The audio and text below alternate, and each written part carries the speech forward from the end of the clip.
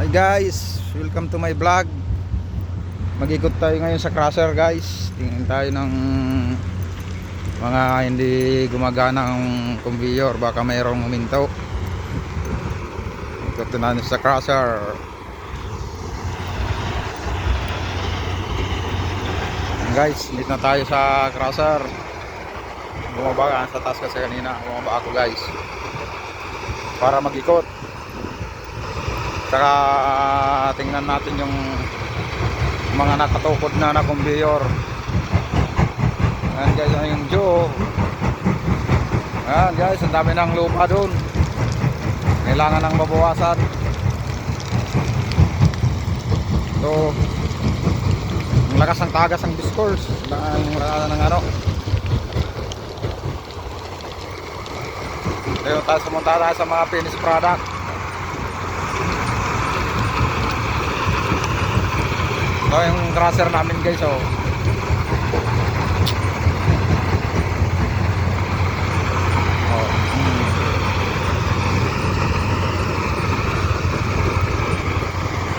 Ay ingay dito.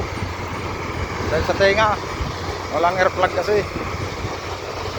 Tayo dito sa may finished product.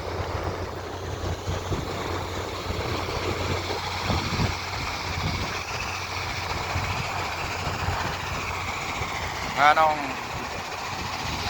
finished product ng 3.8.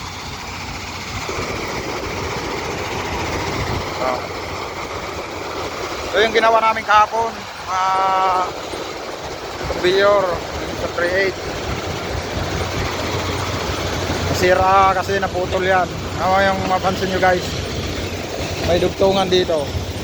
May dugtungan. Yan o, yung may flex ko na yun. Yan o, yun. Umudok lang na o.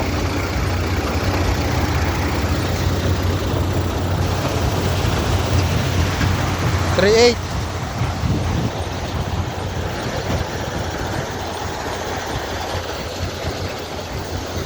Tapos 3/4. Vibrating screen. Separator.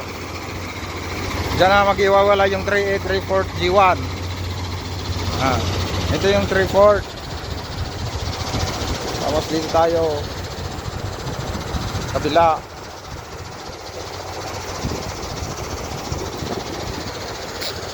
Naman 3/4 to, tumutukod na sa conveyor, mataas na.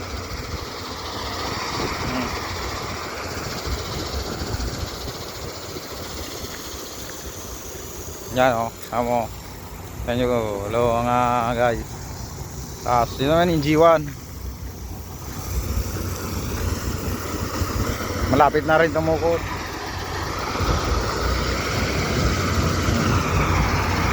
Ikot lang muna tayo. Lahat naman gumagana. Wala namang hindi gumagana yung mga conveyor. Okay naman. Ayan G1.